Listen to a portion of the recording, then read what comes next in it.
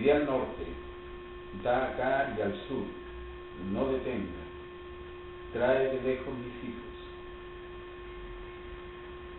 y mis hijas de los confines de la tierra. Todos los llamados de mi nombre, para gloria mía los he creado, los formé y los hice. Sacad al pueblo ciego que tiene ojos y a los sordos que tienen oídos. Congréguense a una todas las naciones y júntense todos los pueblos. ¿Quién de ellos hay que nos dé nuevas de esto y que nos haga oír las cosas primeras? Presenten sus testigos y justifíquense. Oigan y digan, ¿verdad es? Vosotros sois mis testigos, dice Jehová, y mi siervo que yo escogí, para que me conozcáis y creáis y entendáis que yo mismo soy. Antes de mí no fue formado Dios, ni lo será después de mí. Yo Jehová, y fuera de mí no hay quien salve. La segunda parte del verso 12 dice: vosotros pues sois mis testigos, dice Jehová, que yo soy Dios.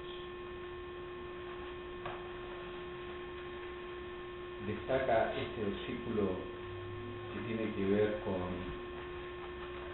la nación restaurada, pero destaca algunos hechos que son interesantes, como la expresión de la testificación. ¿Qué es la testificación? O ¿qué es testificar? ¿O qué es ser testigos? Aquí hay una voluntad de Dios que está involucrada, la esencia de su voluntad en esto. Esto es el deseo de Dios para con su pueblo Israel. Y en esto les declara a ellos que son sus testigos. Este primer propósito que hay de parte de Dios es un propósito que a través de la historia se va a extender siempre. Hay un deseo de Dios de que los hombres o algunos hombres escogidos sean sus testigos. Entonces, hay algo que él dice acá. Vosotros, dice el verso 10, sois mis testigos, dice Jehová, y mi siervo que yo escogí. Ahora, ¿qué se hace en cuanto a la testificación o qué es ser testigos? ¿De qué se trata testificar? Cuando nosotros vemos la expresión de la palabra testificar, lo que nosotros encontramos, algo que es esencial, es haber visto una situación, una condición, haber visto algo y luego testificarlo a otros. ¿No es cierto? ¿Qué es lo que o contarlo a otros, o decirlo a otros? ¿Qué es lo que nos dice en realidad el significado de ser testigos? Testificar es sobre la base de la verdad. Uno debe testificar sobre la base de los principios verdaderos de lo que ha visto, de lo que ha percibido, de lo que ha conocido. Ahora, a este pueblo, o a estos siervos, o a estos escogidos, se les dice: vosotros sois mis testigos. Pero hay una razón: para que me conozcáis. Ahora, cuando uno es testigo, uno debe testificar a otros con un propósito. No solo testificar por testificar, sino para que aquel a quien le testificamos conozca a Dios y sepa de la esencia de aquel al cual nosotros también hemos creído. Entonces, la testificación tiene un propósito, tiene una razón. No es cosa de llegar y proclamar el nombre de Dios y hablar y hablar y hablar y hablar de Dios y no detenerse nunca y decirle a todo el mundo que Dios existe, que Dios es esto, que Dios está allá. Hay un propósito de la testificación. Esto es para que Él sea conocido. Ahora, esto va a ser importante cuando nosotros miramos, por ejemplo, las áreas de la testificación. ¿Dónde es que se testifica? Pero lo cierto es que nosotros a veces vemos que hay verdaderos creyentes, verdaderos hermanos, pero que son improductivos. y no traen, o no hay productividad de esta testificación que tienen. ¿Por qué? Porque comunican lo que conocen, lo van a conocer, pero no ponen el sentido en aquello que es conocer a Dios, para que me conozcáis. Una vez que está esta testificación, nosotros encontramos además no solo conocerle, sino que aparte de conocerles, para que creáis. Y las cosas están bien separadas. A veces conocemos de Dios, pero no creemos de Dios.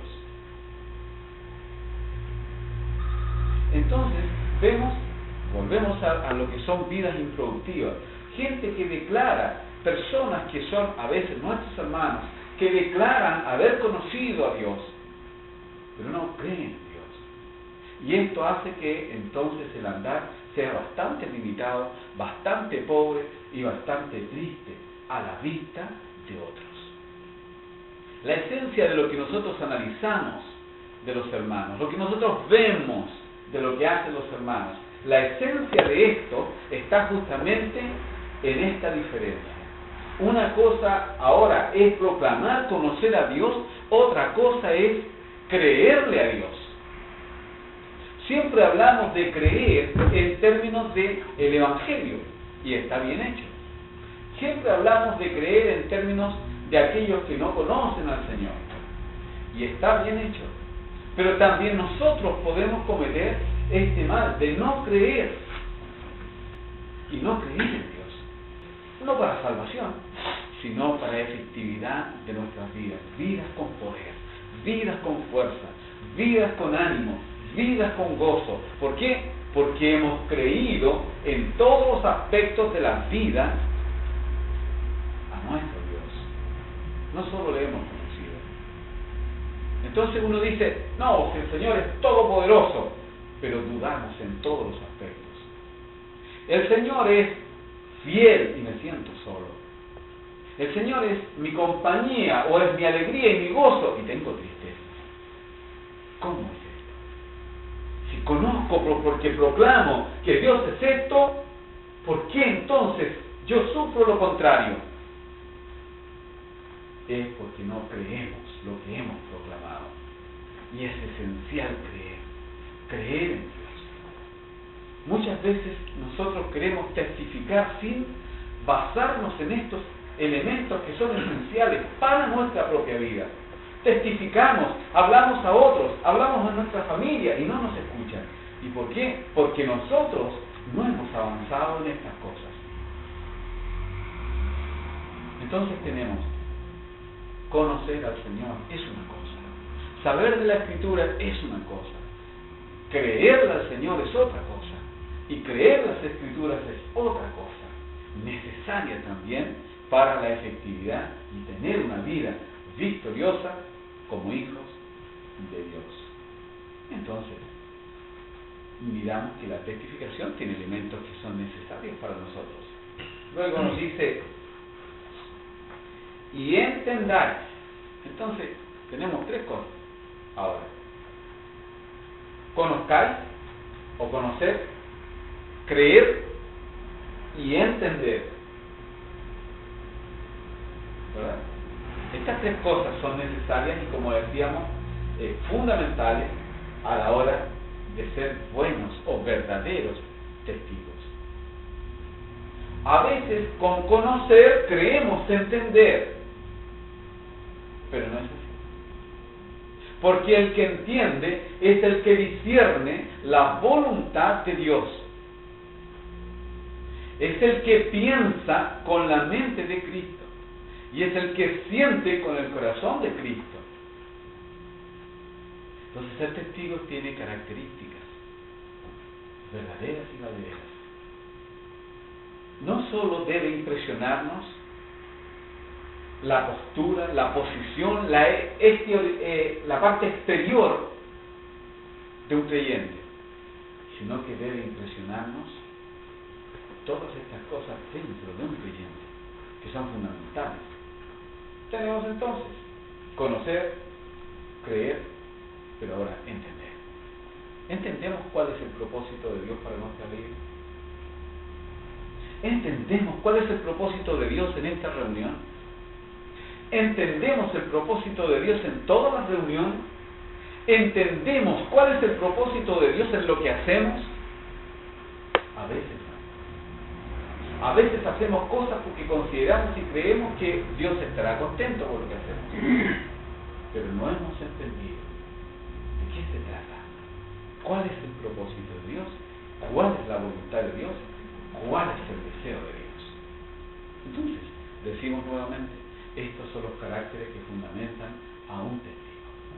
Y esto era para entonces, y esto es para hoy y será para mañana. Las cosas fundamentales. Cómo ser un verdadero testigo. Cómo ser un testigo cabal en la expresión de su palabra en relación a Dios. Debemos hablar de Dios, pero no solo hablar por hablar. Debemos decir de Dios, no solo decir por decir, sino que debemos hablar con entendimiento, saber que lo que estamos haciendo tiene un propósito de Dios para que a la vez esto tenga resultados hacia nosotros. Los resultados no serán para nosotros, pero hacia nosotros me refiero a que los veremos, resultados. Veremos las personas que son conmovidas, veremos corazones que son quebrantados, veremos vidas que son renovadas por la misma persona de Dios. Pero a veces no entendemos esto. Entonces, puede un hermano tomar la palabra en un momento determinado y no entendemos. Y ponemos sobre el hermano que toma la palabra, no hablo de mí, hablo de cualquier otro, ponemos una serie de situaciones y al final lo que menos hacemos es escuchar la voz de Dios en él. Formamos una serie de cosas mientras lo escuchamos y lo que menos hacemos es pensar qué hay para mí en lo que se está diciendo. Esto es fundamental. Y esto va a ser esencial a la hora de aquellos que testifican desde acá, como aquellos que testifican en cualquier momento y en cualquier lugar. Pero es esencial esto, entender. Debemos entender cuál es nuestra testificación y en razón de qué testificamos, como debemos entender a aquellos que nos están testificando. Porque el que toma la palabra acá, el que enseña, o en cualquier reunión, el que enseña, está testificando de algo que ha sido una realidad en su vida. Eso es lo que esperamos, siempre. Entonces, la testificación es algo que es de la mayor importancia a la hora de abrir nuestra boca, a la hora de tener una acción de obra que testifica el nombre de Dios. Entonces, los caracteres del que testifica, el carácter del testigo, son estos. Me parece que son relevantes, que son importantes, que son fundamentales. ¿Verdad? A la hora de tomar la palabra, no tomamos la palabra aquí simplemente por la liviandad o la ligereza de decir, bueno, nadie lo hará. No lo hacemos así. ¿Verdad? Si nadie lo hace, lo hago yo. La disposición está siempre. Y es una buena disposición. Pero nosotros debemos tener la certeza de que vamos a ser testigos hoy y de lo que vamos a testificar hoy. El Espíritu nunca improvisa. El Espíritu trabaja con los elementos que están dispuestos desde hace mucho tiempo. Entonces la testificación es algo que es fundamental. Cuando queremos hablar en casa, cuando queremos hablar a nuestra familia, primero es una obligación testificar, pero cuando queremos hacerlo, debemos hacerlo bajo estos caracteres: conocer, creer y entender. A veces, no digo siempre, a veces una de estas cosas nos fallan, y cuando nos fallan es un desastre lo que hacemos, es un desastre lo que decimos. A veces, ¿verdad? No hay frutos de ello. Entonces, cuando vemos que la verdad que hay improductividad en el accionar de algún siervo, de algún hermano, de algún hijo de Dios, justamente se produce porque estas cosas se quebrantan, se rompen. Entonces, Yo recuerdo una vez que fuimos a enterrar a un hermano y cuando lo íbamos a llevar al cementerio íbamos caminando a la usanza antigua y lo llevábamos caminando. Ahora no, se dan en vehículo, pero antes se hacía así, se iba caminando. Íbamos caminando y recuerdo que iban unas personas llorando, unos hermanos, y otros iban adelante cantando himnos mientras íbamos caminando hacia su funeral. Y como decía, iban unos llorando, unas hermanas creo que eran, y alguien que se paró a mirar dijo, ¿y por qué lloran? No han dicho, no han enseñado ellos que Él está en el cielo. Era evidente que era una caravana de cristianos, al menos era muy evidente, así que no era difícil que alguien entendiese de qué se trataba. Y a mí me molestó mucho ese comentario. Esto fue hace muchos años y me molestó el comentario porque creo que uno debe tener un poquito de sensibilidad frente a los hechos que están sucediendo, pero no dejaba de tener razón. Siempre hay una tristeza, nosotros decimos cuando hay separación, hay una tristeza, hay algo que es motivo de lágrima, la separación en sí da pena, pero hay una verdad. Primero, que está con Dios, y segundo, que lo volveré a ver, o a la persona la volveré a ver. Entonces, esto pasa y estas cosas suceden y hay todo un desequilibrio cuando no se cree, cuando no se entiende o aún cuando no se conoce. Pero aún así proclamamos el nombre de Dios. Entonces, la proclama del nombre de Dios debe ser con responsabilidad, debe ser con conocimiento, pero profundo del nombre de Dios. ¿Verdad? Un día un hermano que vimos hace muchos años, que hoy ya está con el Señor, un hermano de Francia creo que era, él dijo, y recuerdo que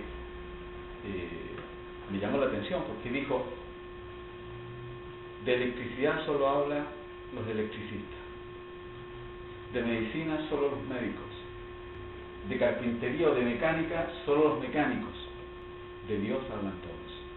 Entonces, yo no me atrevería a hablar de electricidad porque yo no sé. Sé cosas muy básicas, pero muy básicas, ¿verdad? Y de algunas otras cosas, y varias otras cosas no me atrevería a hablar. Solo podría hablar de lo que sé. Pero de Dios hablamos todos. Y todos decimos cosas. Pero no se trata de eso.